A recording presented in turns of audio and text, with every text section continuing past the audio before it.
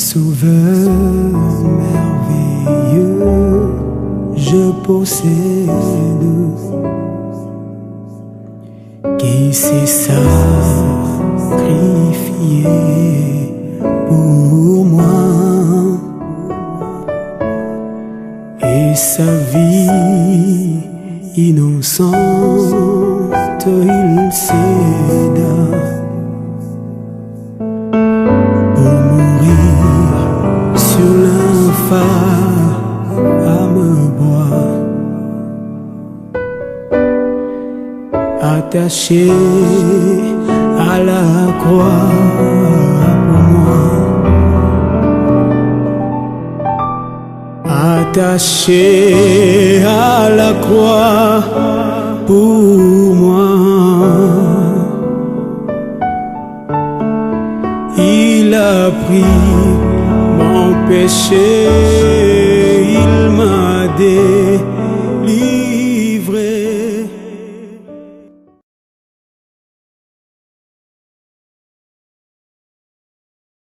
J'ai vu son message sur le net. Il disait,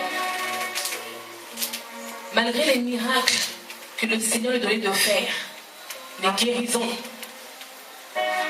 le jour où son épouse est décédée, il était impuissant. Parce que c'est le Seigneur qui en avait décidé ainsi.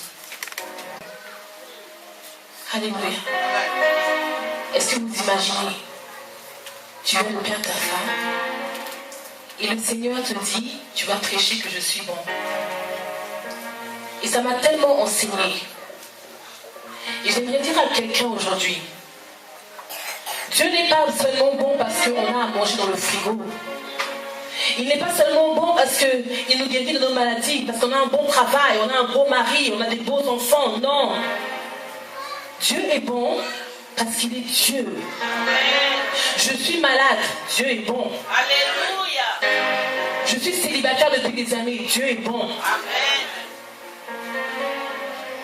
Je souffre, Dieu est bon. Et c'est même quand tu es, je dirais, dans les combats, quand tu es à ramasser à la petite cuillère, que tu dois proclamer que Dieu est bon. Parce que ces bontés ne dépendent pas des circonstances de ta vie. Il est bon, tout simplement. Combien les bontés de l'Éternel sont grandes. Dieu est bon. Et j'aimerais que le Seigneur nous donne de chanter ce chant de tout notre cœur. Parce qu'il est vraiment bon. Alléluia.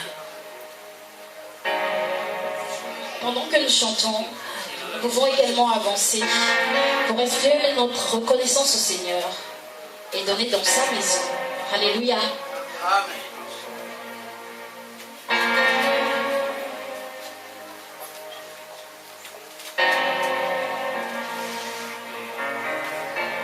Et mon âme te loue, et mon âme t'adore, et mon âme te loue, car nul n'est comme toi. C'est un chant nouveau qui monte dans mon cœur, un cantique d'amour pour mon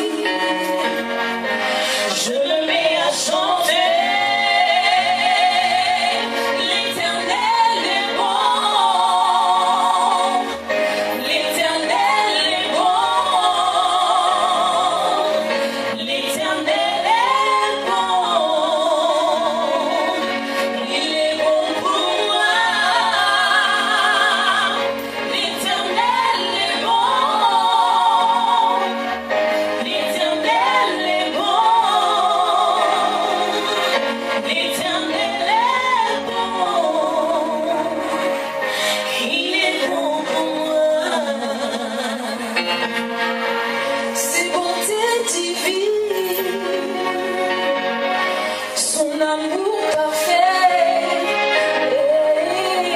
ces emprunts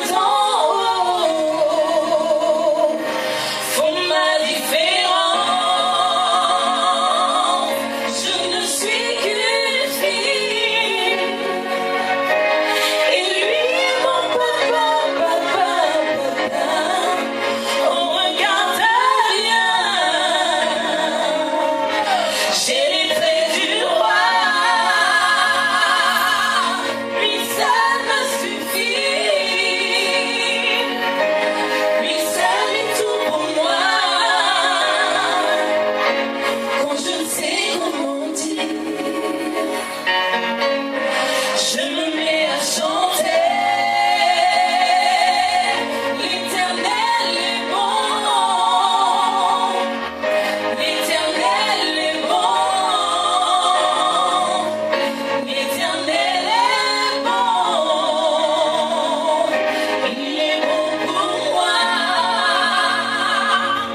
L'Éternel est bon, l'Éternel est bon, l'Éternel est bon, il est bon pour moi. L'Éternel est bon, l'Éternel est bon, l'Éternel est bon, il est bon pour moi. L'Éternel est bon, l'Éternel est bon, l'Éternel est bon, il est bon pour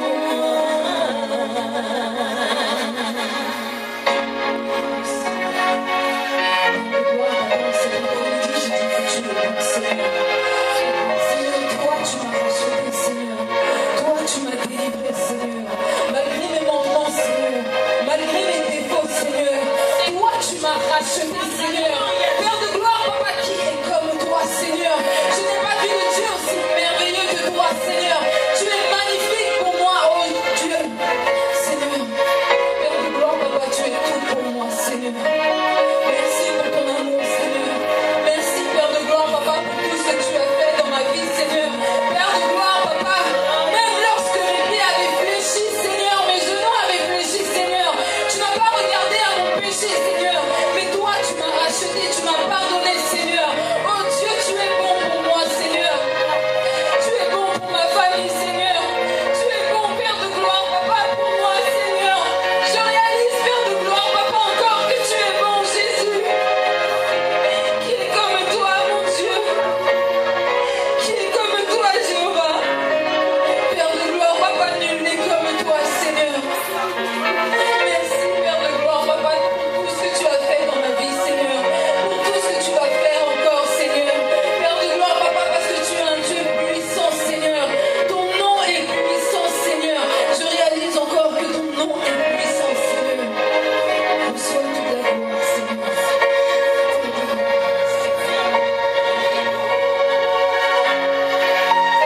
L'Éternel est bon, l'Éternel est bon, il est bon pour moi. L'Éternel est bon, l'Éternel est bon, l'Éternel est bon, il est bon pour moi.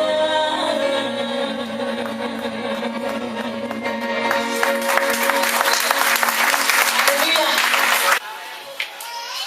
Bonsoir tout le monde. Est-ce que tu peux saluer ton frère de gauche et de droite? Salue-le. Regarde-le droit dans le visage. Dis-lui, est-ce que ça va? Pose la question, est-ce que ça va?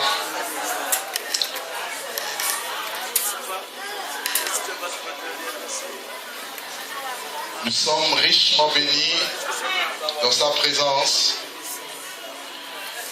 Et je ne sais pas qu'est-ce que l'Esprit de Dieu me veut, mais à chaque fois que je dois passer, celui qui passe avant moi, il rafle tout. Hier c'était le cas. Et aujourd'hui c'est encore le cas. Que Dieu bénisse ses serviteurs. Oh mon Dieu.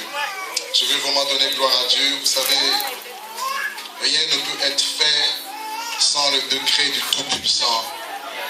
Rien ne peut se produire dans ce monde sans son accord, sans son approbation, sans sa main puissante et glorieuse, sans sa divinité. Et je sais que l'Esprit de Dieu va nous aider encore à clôturer ce temps, pour boucler ce temps où nous avons commencé avec le thème de la puissance du nom de Jésus. Suivez très bien. Cette puissance qui a toujours existé, qui a toujours été, parce qu'elle se trouve en Dieu. Merci encore pour nos frères et sœurs, les serviteurs de Dieu qui sont là. Nous vous saluons et les servants de Dieu. Nous vous saluons au nom de Jésus. En tout cas, nous sommes très contents de votre présence, pour votre soutien à ce programme. Nous sommes dans le livre de Hébreux au chapitre 1er. Hébreux chapitre 1er. Nous lisons le premier verset jusqu'au verset 9. Il est écrit, après avoir autrefois, à plusieurs reprises et de plusieurs manières, parlé à nos pères par les prophètes, remettez-moi là-bas s'il vous plaît, par les prophètes, Dieu dans ce temps, dans ces derniers temps, nous a parlé par le Fils. Il a établi héritier de toutes choses. Par lui, il a aussi créé l'univers. Voyez-vous, il est écrit que le Fils est le reflet de la gloire, de sa gloire, c'est-à-dire le reflet de la gloire de Dieu Tout-Puissant, le Père. Et il est écrit qu'il est aussi l'empreinte de sa personne. Et il soutient toutes choses par sa parole puissante. Et il a fait la purification des péchés et il s'est assis à la droite de la majesté divine dans les lieux très hauts. Il est devenu autant supérieur aux anges qu'il a hérité d'un nom plus excellent que la leur.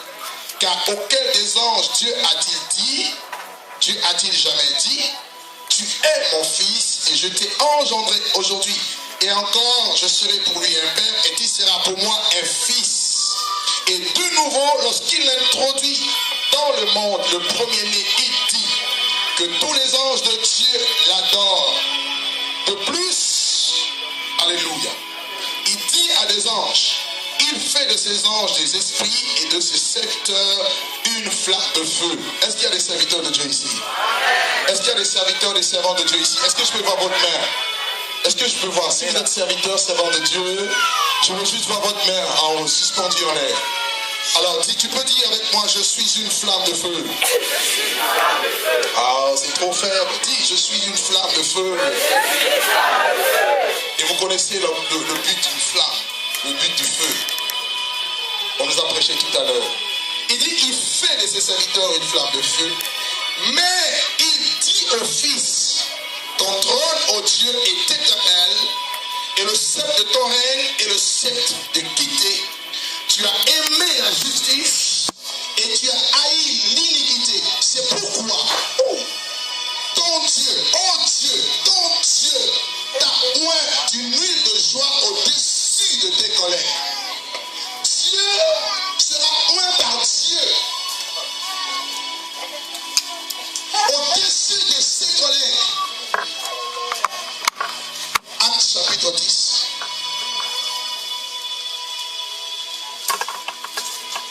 Actes chapitre 10. Pierre se retrouve dans la maison de Corneille, invité par l'Esprit de Dieu à y prêcher l'évangile et à ouvrir la clé du salut, n'est-ce pas, la porte du salut aux païens.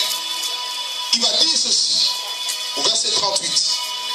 Vous savez comment Dieu a oint du Saint-Esprit et de force Jésus de Nazareth, qui allait de lieu en lieu, faisant du bien et guérissant tous ceux qui étaient sous l'empire du diable, car Dieu était avec lui. 1 Timothée au chapitre 1er. 1 Timothée chapitre 1. Nous sommes plutôt au chapitre 3. 1 Timothée chapitre 3. Nous lisons le verset 16.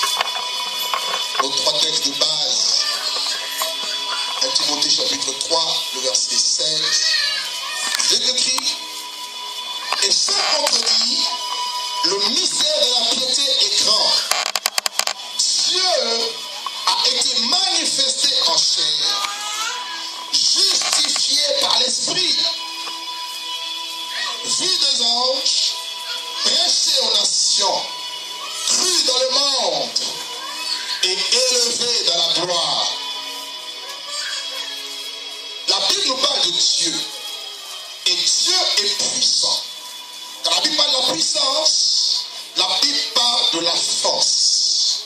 La puissance, le mot puissance a plusieurs significations dans l'hébreu. Et en grec, ce mot donne dynamis.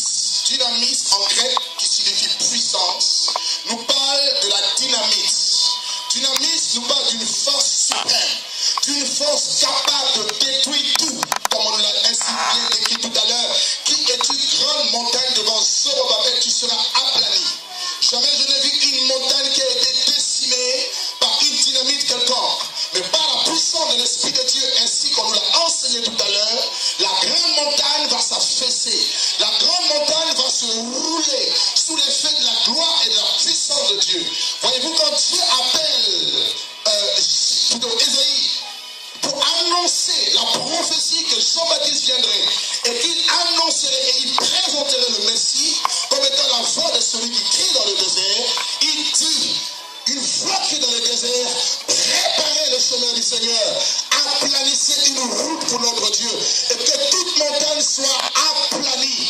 Par la puissance de Dieu, les montagnes sont aplanies, sont abaissées, parce que la puissance caractérise la force, l'autorité, la gloire, et sous le poids de la puissance, tout est écrasé.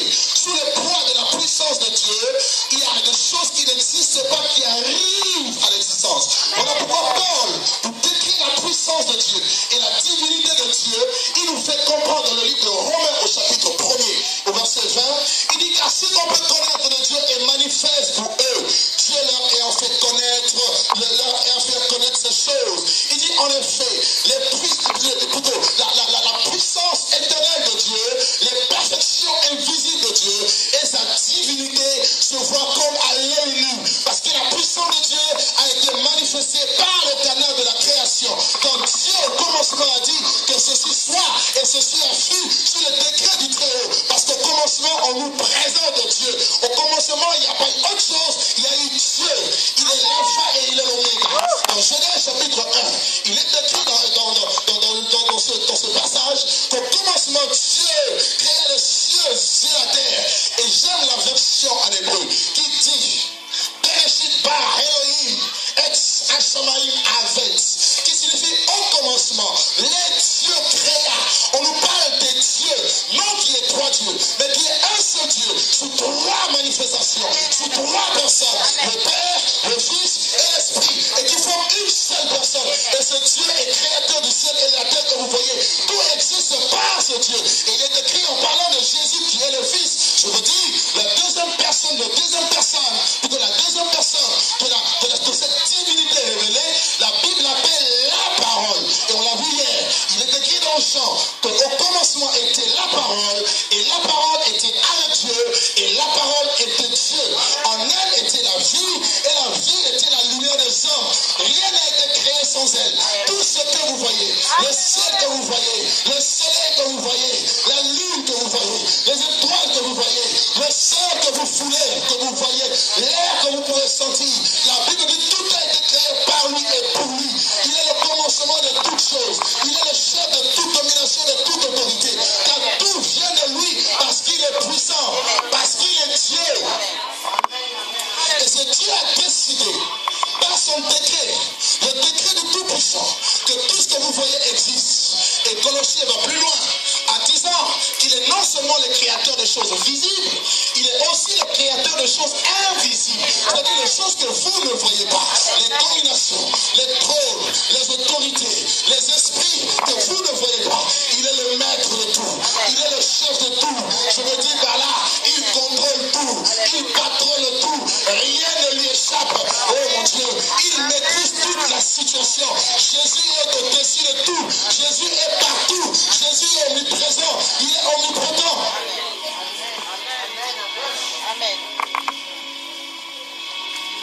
Et quand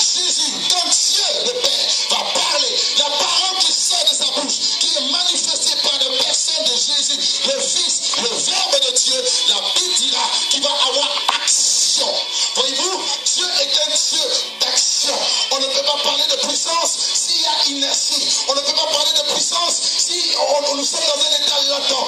Dieu apporte toujours un mouvement. Dieu parle et la chose arrive. Il y a création, il y a créativité, il y a mouvement, il y a production sous l'effet de la gloire de Dieu. Et qui se charge de mettre en pratique la parole de Dieu, c'est le Saint-Esprit. Dieu dit que la lumière soit. Il est écrit la lumière fut. Dieu crée le monde en 6 jours. Le 6e jour, Dieu crée l'homme. Et il souffle dans son narine un souffle de vie. Il est écrit. Et l'homme devint une âme vivante, remplie de la vie, de l'image de Dieu, de la ressemblance du Tout-Puissant, dans un pays de dominer. Il dit, tu domineras sur le poisson de la mer, sur le bétail, tout ce qui se met, tu domineras, parce que je t'ai donné force, autorité et pouvoir. Et l'homme va pécher. Ce péché va le séparer de Dieu. Et Dieu va décider de retirer son esprit de l'homme. Mais Dieu a toujours voulu vivre avec l'homme, demeurer avec l'homme. Qu'est-ce que Dieu va faire? Il va y avoir un plan de rédemption que Dieu va mettre en place selon Genèse chapitre 3 verset 15. Dieu promet dans cette prophétie qu'il viendrait un homme qui naîtrait d'une femme et qui écraserait la tête du serpent. Alléluia. Je mets inimitié entre toi et la femme, entre sa postérité et sa postérité. Celle-ci te blessera le talon et toi, tu écraseras la tête. Et Dieu a commencé à se révéler. Le nom de Jésus n'était pas encore révélé. Il a commencé à se révéler. Commençant même par Noé. Alors que la méchanceté avait grandi sur la surface de la terre, Dieu a voulu décimer cette race pécheresse. Dieu envoie Noé, dont le nom signifie repos, pour annoncer qu'il y a un repos qui est à venir. Jésus-Christ, le repos de Dieu. Il dit, venez à moi, vous tous qui êtes fatigués et chargés, et moi je vous donnerai du repos.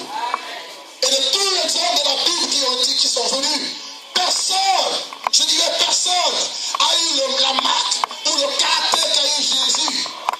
Abraham est venu en son temps. Dieu se révélait à lui comme le Tout-Puissant, El Shaddai. Il dit, je suis le Dieu Tout-Puissant, marche devant ma face et sois intègre. Et plus tard, Abraham va amener son fils sur le mont Moria pour le sacrifier, pour l'offrir en sacrifice, en holocauste à l'Éternel. Et qu'est-ce qui va se passer?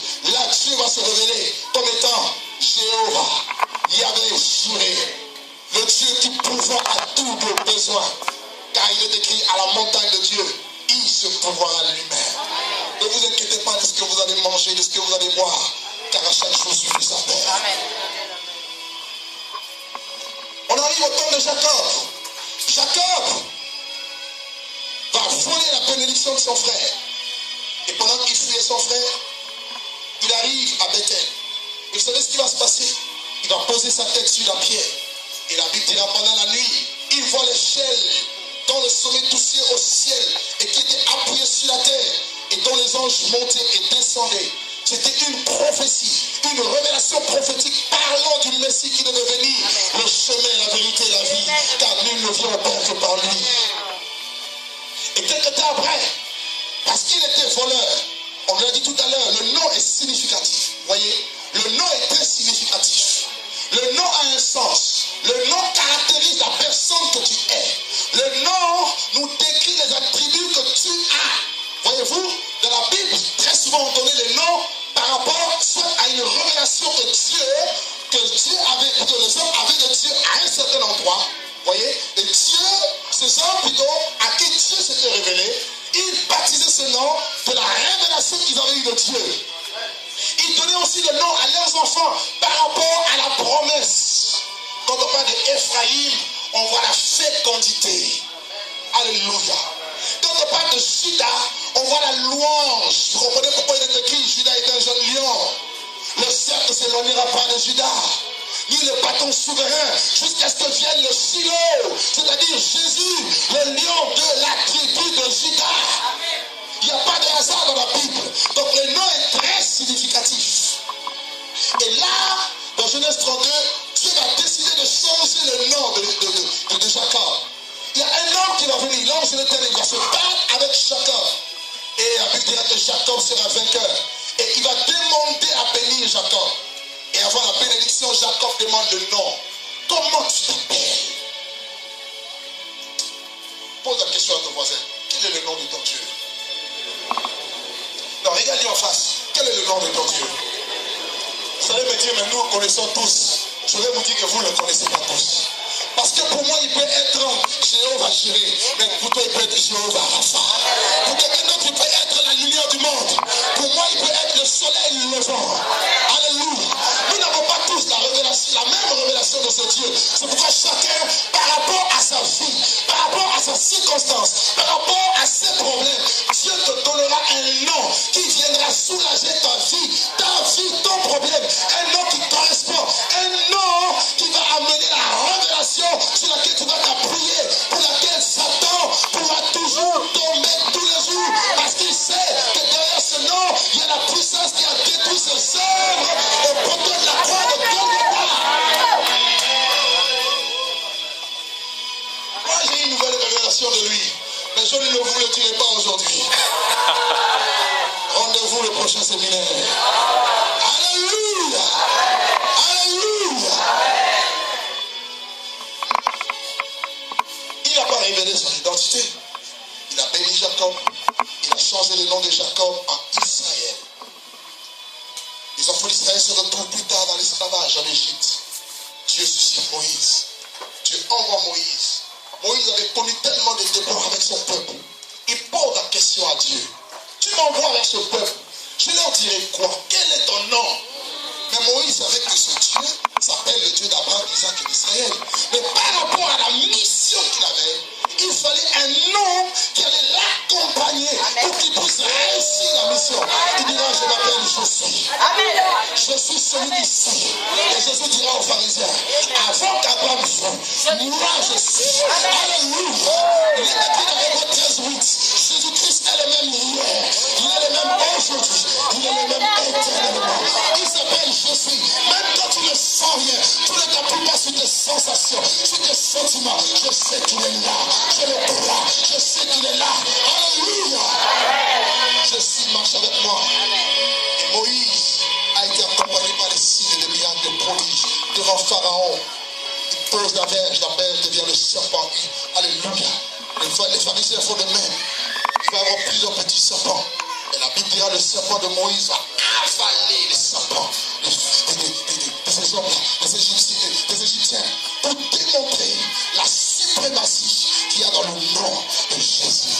Oh mon Dieu, oh mon Dieu, il y a un pouvoir, il y a une autorité, il y a une gloire qui est manifestée dans le nom de Jésus.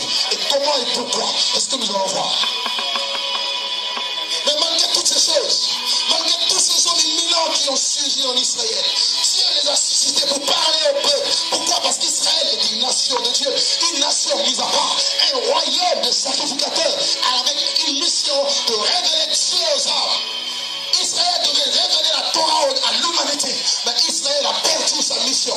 Israël est passé à côté de la mission et Dieu a suscité des prophètes. Les prophètes ont parlé, mais personne n'a écouté.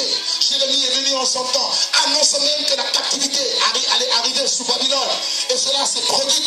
Oui, voyez-vous, en 586 avant Jésus-Christ, Israël a été déporté à Babylone. Et cela pendant 70 ans. Dieu va susciter Ésaïe, Dieu va susciter Ézéchiel, Dieu va susciter Osée, Dieu va susciter Daniel. Il suscite Malachie, le tout dernier prophète. Et la Bible dit, après avoir suscité tous ces hommes, Dieu, dans ce temps de la fin, nous a parlé par les fils. Pourquoi?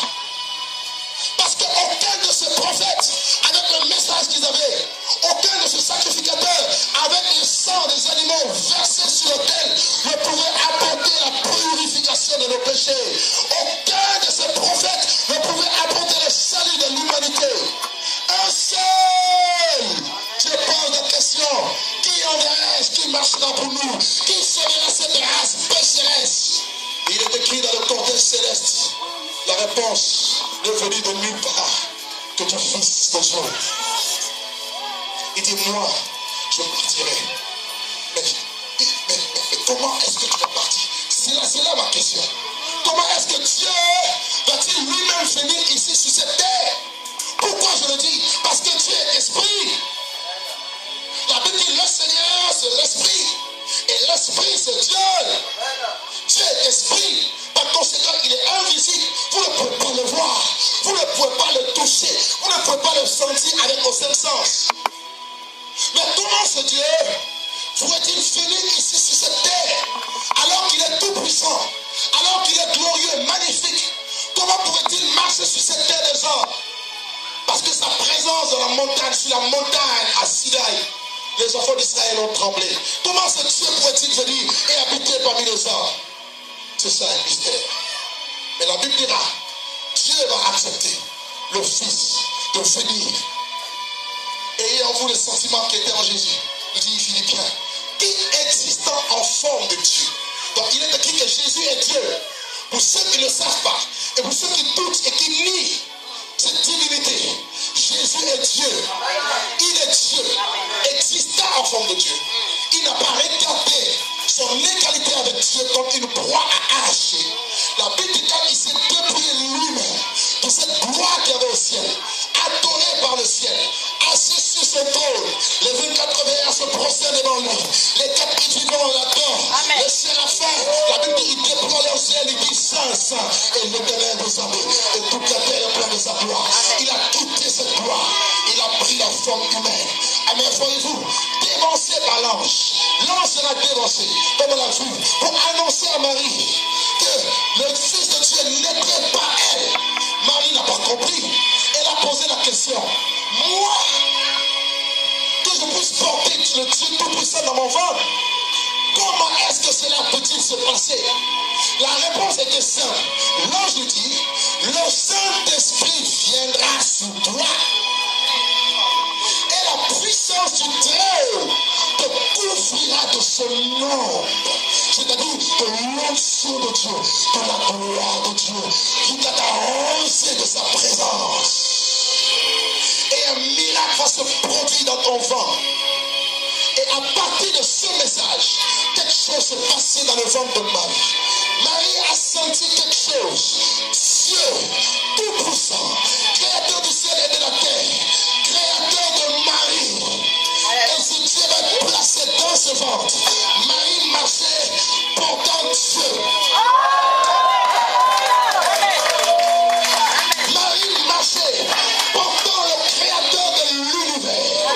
Pour vous prouver qu'elle avait porté Dieu. Dieu l'envoie chez Élisabeth. Élisabeth enceinte de 6 mois. Lorsque Marie arrive dans la ville, dans la porte d'Élisabeth, elle frappe à la porte. Elle entend, Élisabeth entend la voix de Marie. La Bible nous décrit que Jean-Baptiste, dans le sein de Élisabeth, sera rempli du Saint-Esprit. Mes amis, avez-vous déjà vu un embryon communiquer l'Esprit? Il n'y a que Jésus, il n'y a que Jésus, il n'y a que Jésus. Bébé, même pas bébé. Augmente-moi s'il te plaît mon micro parce que ma voix est cassée, s'il te plaît. Il était fœtus, un embryon, mais au contact, le sang de la voix de Marie a pénétré Jean-Baptiste. La Bible dit, l'enfant a tressailli et il fut rempli du Saint-Esprit. Jésus est venu. Jésus a été conçu par l'Esprit. Il n'est pas conçu par la voix d'un homme et d'une femme. Il n'est pas conçu par, je ne sais pas, une fécondation in vitro. Il a été fort, oh mon Dieu, conçu par la puissance du Saint-Esprit, par la puissance de Dieu. Cette puissance a touché sa bassesse. Amen. Dieu, Fils de Dieu. Amen. Pourquoi Dieu est Fils de Dieu? Fils de Dieu, ayant le caractère humain, par la naissance de la femme, chair, os, hérité de Marie, sang divin. Elle n'a pas eu le sang de Marie, le sang du Dieu tout-puissant. Parce que la Bible dit c'est le sang précieux qui nous purifie de tout péché. Ce n'est pas par de l'argent, ni de l'or que vous avez été rachetés de la vaine manière de vivre, hérité par vos parents, mais c'est par le sang précieux, un sang sans défaut, sans tache, un sang divin. Homme, par le caractère de sensibilité humaine, on pouvait le voir, visibilité.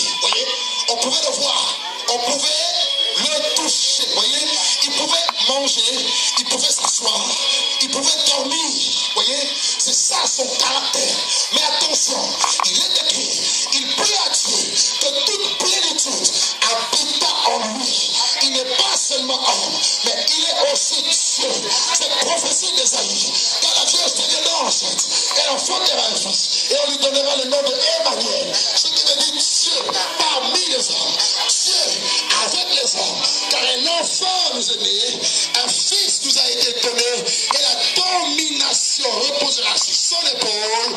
On l'appellera admirable, on l'appellera conseiller. Écoutez-moi bien, on l'appellera Dieu puissant. La puissance de ce nom est en lui. On l'appellera Dieu puissant.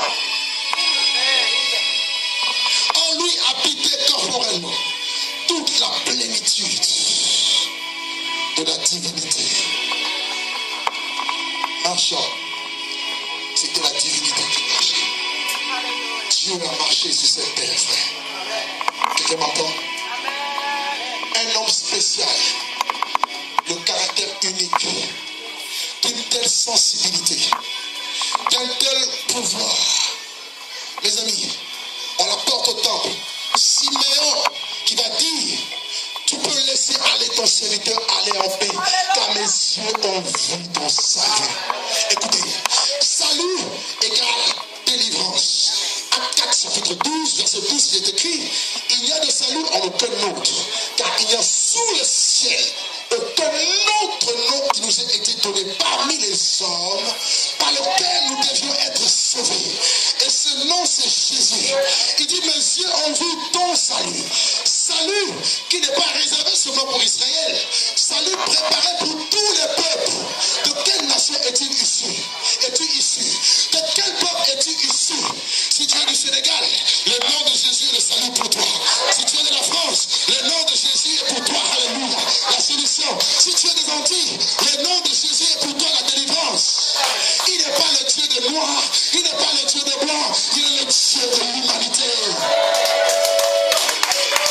Gloire d'Israël, lumière pour éclairer les nations. Car le peuple marchait dans le ténèbre a vu une grande lumière.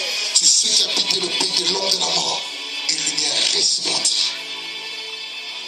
Conçu par l'Esprit, né par la puissance du Saint-Esprit, il naît à 12 ans. Il va dans le temple, il confond les docteurs de la loi. Comment vous pouvez comprendre ça?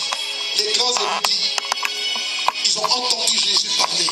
Ils ont dit non, jamais homme ne parlait comme cet homme. À 12 ans, excusez-moi, 12 ans, il discute avec les docteurs de la loi. Mais les docteurs étaient étonnés, pourquoi? Parce que lui, il n'a pas maîtrisé la parole. Il est la parole. Avez-vous compris? Il est. Donc quand il parle avec toi, il se révèle en fait à toi. Ce n'est pas comme moi, je lis et puis je viens te transcrire. Lui, il est la parole. Cette parole, la Bible dit, la parole a été faite chair. Et elle a habité parmi les hommes pleine de grâce et de vérité. En lui était caché tout le trésor de la sagesse et de la connaissance. Mais voyez-vous, il était venu pour un but, pour une mission. Quelle mission? Pourquoi Jésus est-il venu?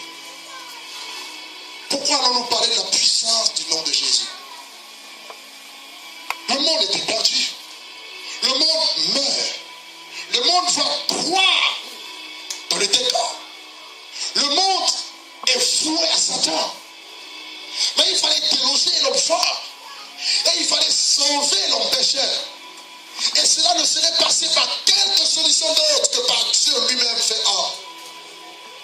Voilà pourquoi à l'âge de 30 ans, lorsque le temps était accompli pour qu'il soit manifesté à la face de l'humanité, la Bible dira il va se rendre vers Jean. Le temps était arrivé. Rappelez-vous que Dieu marche toujours avec le temps. Il y a toujours un temps pour chaque chose. Lorsque le temps fut arrivé, il va vers Jean. Il arrive. Jean le regarde. Jean ne l'avait jamais vu. Quand Jean le voit, il dit, c'est moi qui ai besoin d'être baptisé par toi.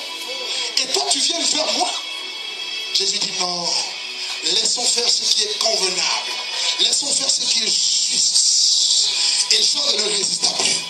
Il baptise Jean, non pas parce qu'il était pécheur, mais pour montrer le chemin de la vie, le chemin de la repentance et du baptême, le chemin également de la croix qu'il allait être baptisé.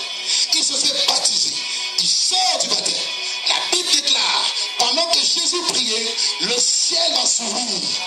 Rien de pareil ne s'est produit. Une seule fois, le ciel s'est ouvert. Et la Bible dit que l'Esprit de Dieu par lequel il était conçu va descendre du ciel sur lui, sous une forme de colombe, sous une forme corporelle. Il va se poser sur lui. Et la voix va t'écrire depuis le royaume des cieux. Celui-ci est mon fils, bien-aimé en qui je mets toute mon affection. Rempli de l'Esprit, Jésus poussé dans le désert.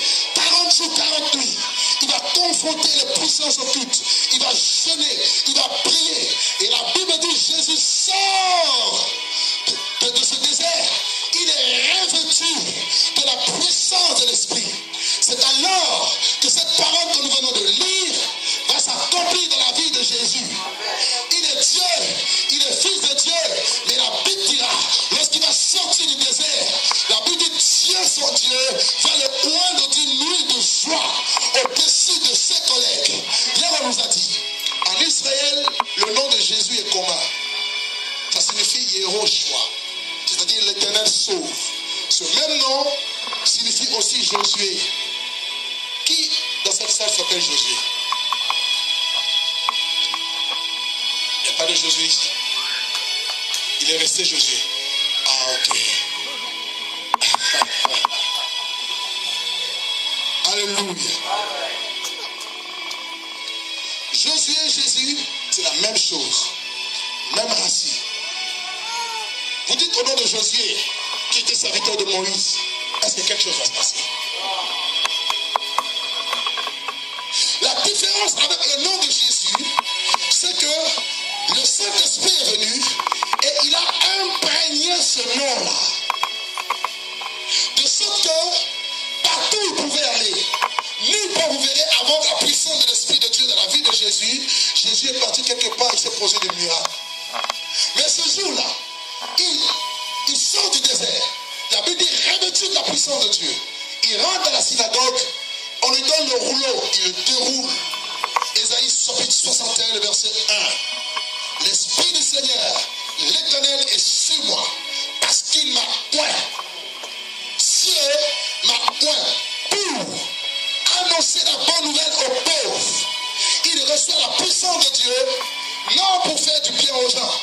Je veux dire, non pour nous exciter, non pour... non. Il n'est pas venu pour rendre nos noms grands. Il est venu pour un but, pour annoncer premièrement la bonne nouvelle aux pauvres. Cela veut dire l'évangile. Et cet évangile, nous dit Romains, concerne le Christ. Et cet évangile est en lui-même la puissance de Dieu pour le salut de quiconque croit. Alléluia. Il dit, il m'a envoyé pour guérir ceux qui ont le cœur brisé. Combien ont-ils le cœur brisé? Combien sont-ils malades? Je parle d'abord de maladies spirituelles. Jésus n'est pas d'abord venu guérir des maladies physiques. C'est avant tout les maladies spirituelles. Parce que l'âme et l'esprit, en réalité dans l'homme, c'est l'esprit, le souffle du Tout-Puissant, dit la Bible. Ton corps mourra un jour, mais ton esprit ira où? Il est venu pour apporter le salut à ton âme. Pour libérer les captifs, délivrer les possédés, proclamer une année de grâce sur l'Éternel, ouvrir les cieux des aveugles. Et il dira, ce jour-là, à la synagogue de Nazareth, cette parole aujourd'hui est accomplie. Amen. Cela signifie que depuis ce jour, jusqu'aujourd'hui, nous rentrons dans la révélation de la puissance du nom de Jésus. Et regardez et observez la vie de Jésus. Les évangiles nous le décrivent. Partout où Jésus allait, quelque chose se passait. Parce qu'il était sensible à l'esprit. Lorsqu'il fallait guérir, il guérissait. Lorsqu'il fallait délivrer, il délivrait.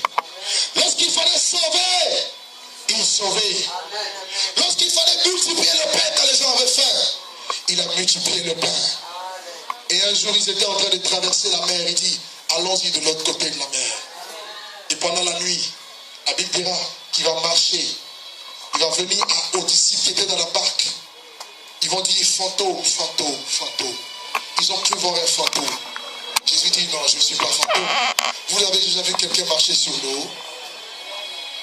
Avez-vous déjà vu quelqu'un marcher sur l'eau? Et la Bible nous dit, il venait à eux en face, marchant sur l'eau, pendant qu'ils étaient tous effrayés. Pierre s'arrête. Il dit, Seigneur, si c'est toi, ordonne que je vienne. Il dit, Pierre, viens. Pierre a marché sur l'eau. Non, Pierre n'a pas marché sur l'eau. Jésus n'a pas marché sur l'eau. S'il avait marché sur l'eau, cela veut dire que c'est l'eau qui le portait. Il est le créateur de l'eau. Ce n'est pas l'eau qui le portait, c'est lui qui porte l'eau. Il marche dans la dimension infinie de sa gloire. Voilà pourquoi, lorsque Pierre a marché sur l'eau, il a marché sur la parole de Dieu, sur la puissance de Dieu. Mais dès l'instant où il a commencé à douter, il a commencé à couler. Mais l'eau était toujours là, mais la parole de Dieu a soutenu l'eau. Il n'y a rien qui soit impossible à ce Dieu.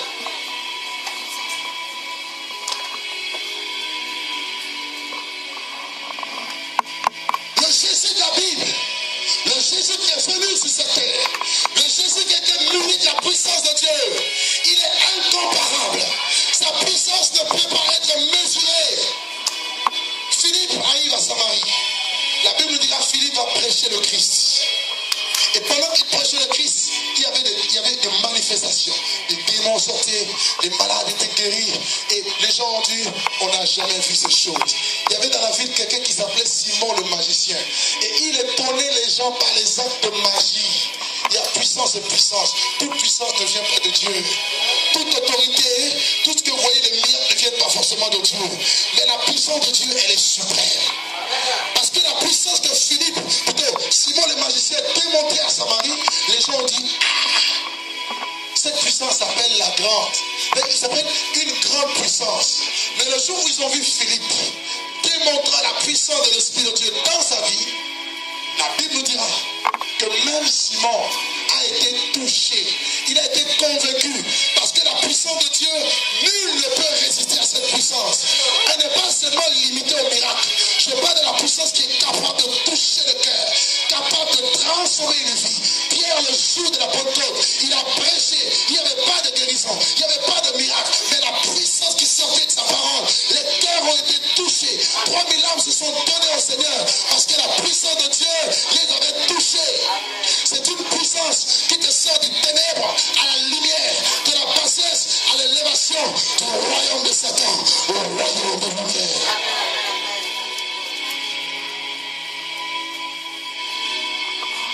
Jésus entre dans la maison de la belle-mère de Pierre, la belle-mère plutôt de Pierre, avec la fièvre, et touche, guérit. Une femme qui avait une perte de sang, elle avait dépensé tout son argent chez le médecin. Personne ne pouvait la soulager. Elle arrive. Elle dit, si je pouvais serait-ce que toucher le temps de sa robe. Elle arrive. Elle touche le temps de sa robe. Guérit. Un homme qui était là, qui était lépreux. Il dit, Seigneur, si tu le veux, tu peux me rendre pur. Je me veux. Sois pur. La lèpre disparaît. Un homme qui était là couché. Je n'ai personne à la piscine de Bethesda pour me jeter dans l'eau. Lorsqu'un ange descend pour agiter l'eau, quelqu'un descend avant moi, il est guéri. Il dit, tu veux être guéri, lève-toi, prends ton lit et pars. Alléluia. Alléluia. Alléluia. Jairus vient, ma fille est morte. Il dit, ta fille vit.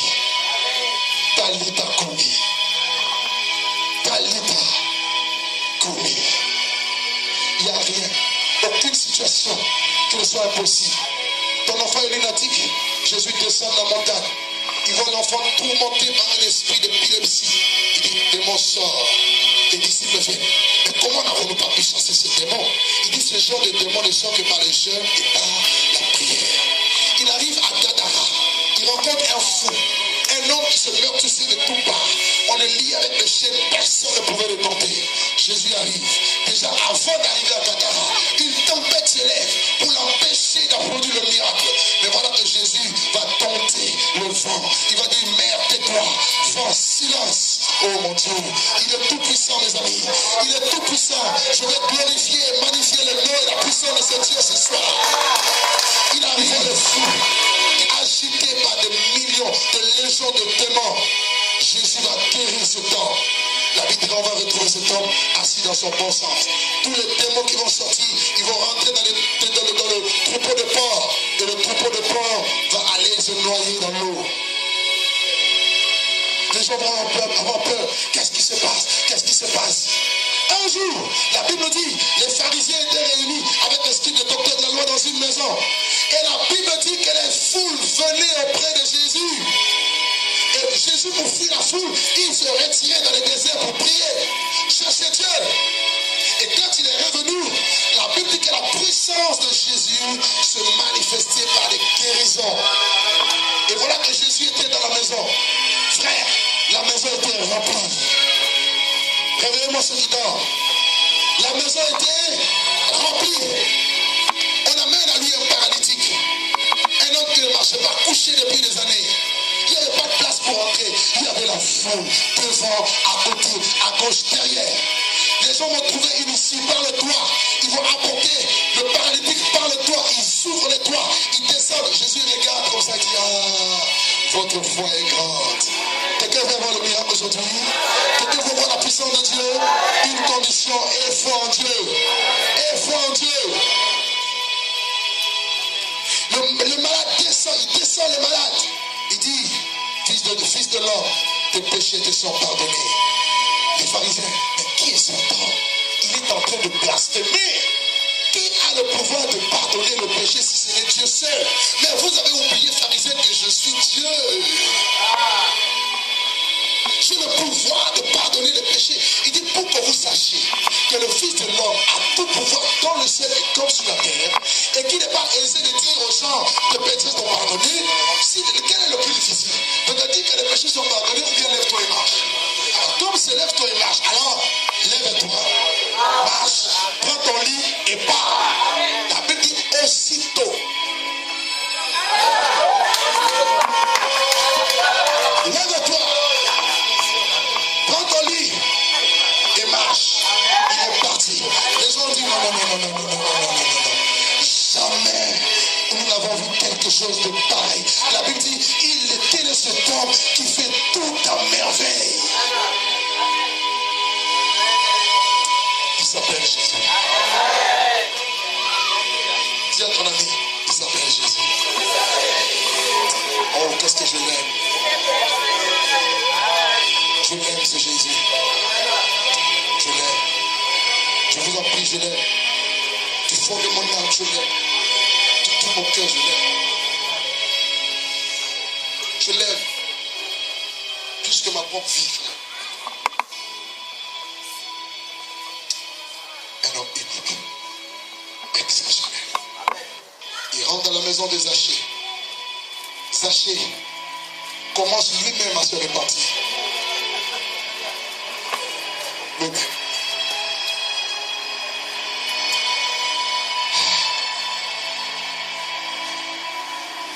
On amène vers lui la femme adultère, tout le monde la lapide. Jésus, qu'est-ce que tu dis? La loi de Moïse dit, il faut qu'elle meure. Celui qui n'a pas de péché, jette le premier la pierre contre elle. La Bible dit tous, depuis le plus petit jusqu'au plus grand, accusés par sa conscience, par leur conscience, ils se sont retirés.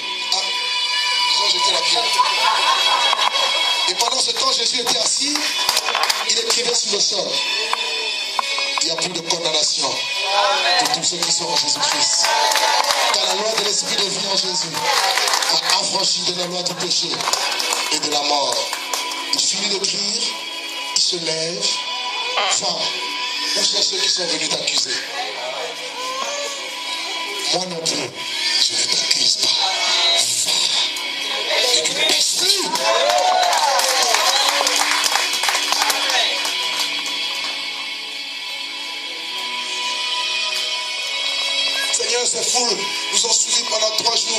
on n'a plus rien à manger. Il faut les renvoyer à Jean.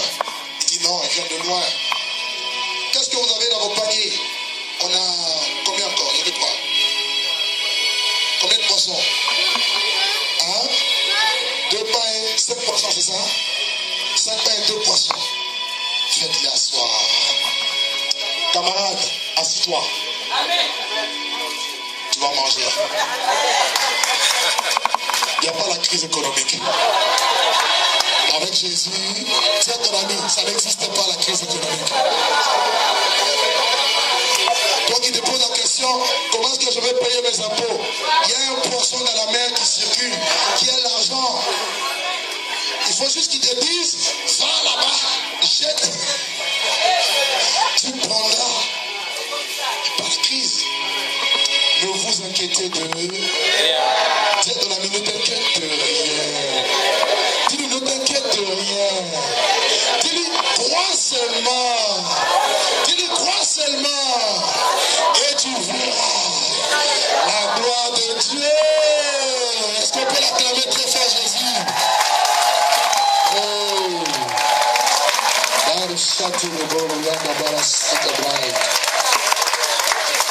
Toute la soirée. Père, je te rends grâce de ce que tu m'as exaucé. Tu m'exauces toujours. Merci de nourrir ces hommes et ces femmes et ces enfants. Quand il a prié, le miracle ne s'est pas produit tout de suite. C'est quand les disciples ont pris les paniers, il y avait ce qu'ils voyaient. Mais quand il prenait, il donnait, quelque chose s'ajoutait. Il prend, il donne. Ça, c'est le miracle de la multiplication. Élisée avait vécu ça. Il dit, femme, tes créanciers te demandent l'argent, amène des vases. Trouve-toi les quantités de vases que tu veux. Prends la petite huile que tu as, verse. Elle verse, ça ne finit pas. La source intarissable.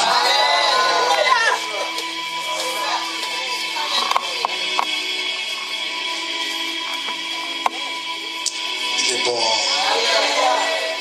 Fais comme ça. Il est bon. Fais comme ça. Il est bon. J'aime les Canadiens. Les Canadiens disent ça goûte bon. Ça teste bon. It tastes good. Right? Do you understand? It tastes good. Very good. Wonderful. Les Allemands disent wunderbar. Marvelous.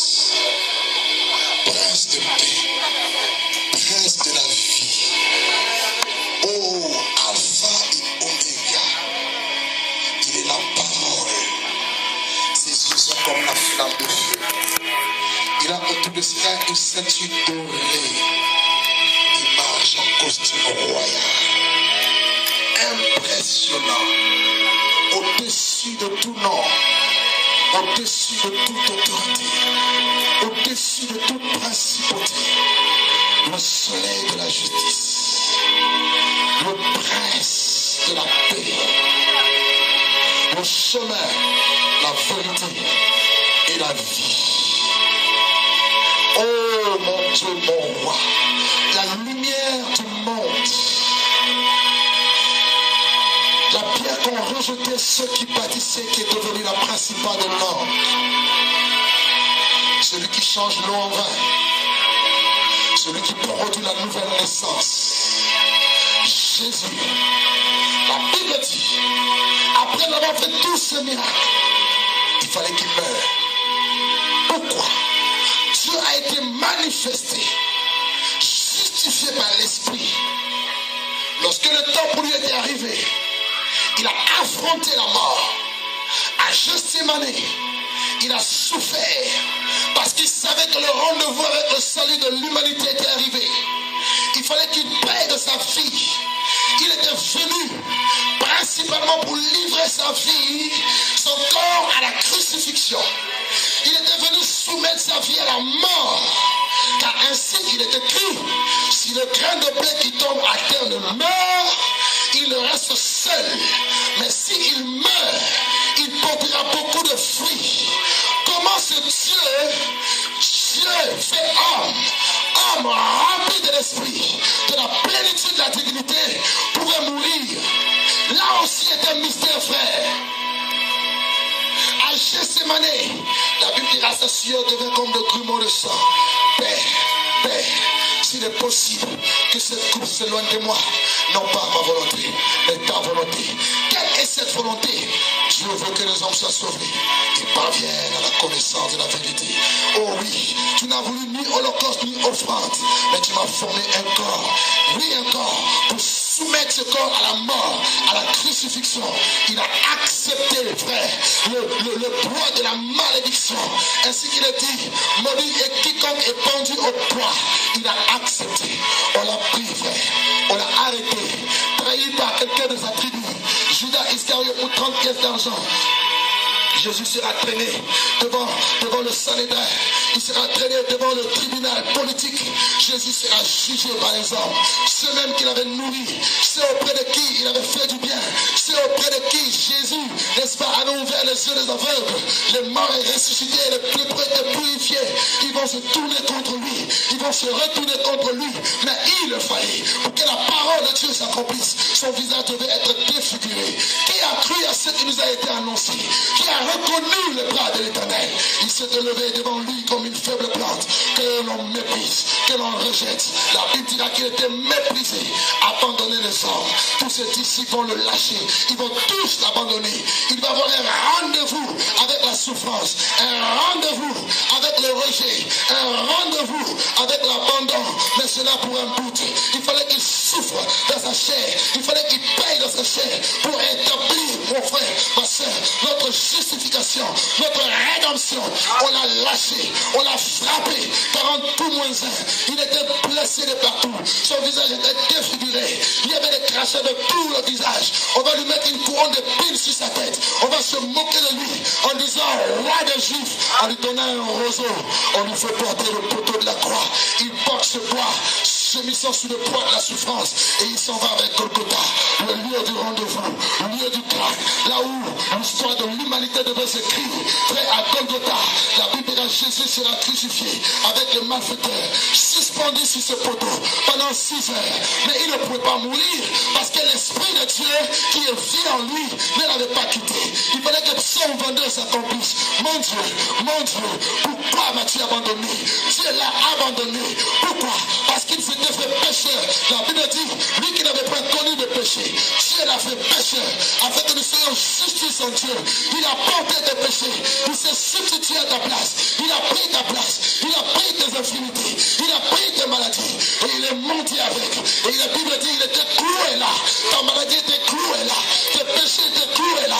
Ta souffrance éternelle était clouée là. Gémissant sous les poids de la souffrance. Pleure, mon Dieu, pourquoi toi aussi tu m'as lâché? Dieu l'a abandonné pendant 6 heures. 3 heures après, la Bible dit qu'il va avoir les ténèbres sur toute la surface de la terre. Le rendez-vous avec le royaume des ténèbres. Jésus va les dépouiller comme on nous l'a décrit tout à l'heure. Frère, 6 heures après, Jésus, la Bible dit, il va expirer. Il va rendre l'esprit. L'esprit de Dieu va le lâcher. L'esprit de Dieu va partir. Frère, Jésus va rester la mort. L'esprit de vie l'a quitté. Mais le corps de Jésus était mort, enterré. On l'a mis dans la tombe. Frère, enveloppé par de linge. Et la Bible dit qu'il était écrit que 3 jours qu'il ressusciterait. Le même esprit qu'il avait lâché, c'est le même esprit qui est revenu en force, en puissance et en pouvoir, et qui a réintégré le corps mort, qui a réintégré le corps de Jésus qui était mort dans la tombe. La Bible déclare qu'il était impossible qu'il ne voie la corruption. Le corps de Jésus n'avait pas pourri. Aucun de ses os ne s'est brisé, parce que Dieu avait veillé à toutes ces choses. Mais le corps de Jésus, sous le fait de la gloire et de la puissance de Dieu, le corps de Jésus va revenir à la vie. Mais la Bible déclare, à partir de ce moment, Jésus va s'appeler le premier-né d'entre les morts, le seul qui a vaincu le pouvoir et la puissance de la mort. Ressuscité. Les femmes vont pour l'empaumer. Ils posent la question, pourquoi cherchez-vous parmi les morts celui qui est vivant? Il n'est plus ici dans le tombeau, il est ressuscité. Mes amis, il n'y a pas deux messages qu'il faut prêcher. Le seul message que l'humanité doit entendre, c'est bel et bien le Jésus crucifié. Paul dit, je ne veux savoir parmi vous autre chose que Jésus-Christ et Jésus-Christ crucifié. Et la puissance qui a ressuscité Jésus notre mort, c'est la puissance de l'Esprit. Et Paul dit, il prie pour que Dieu illumine les yeux du cœur des Éphésiens, pour qu'ils comprennent quel est l'appel qui s'attache à l'espérance, qui s'attache à leur appel, et quelle est l'infinie grandeur de la puissance de Dieu. Dieu l'a déployée en Christ. La puissance de Dieu a été déployée dans le nom de Jésus. Et la preuve que cette puissance existe, Jésus n'est plus mort. Allez à Jérusalem, vous verrez le tombeau est vide. Vous verrez le tombeau est vide. Le tombeau est vide. Le tombeau est vide. Le tombeau est vide.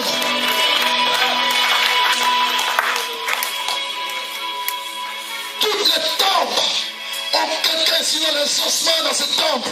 Mais il y a une seule tombe qui a été figée par la puissance de Dieu. C'est la seule preuve que dans Jésus vit.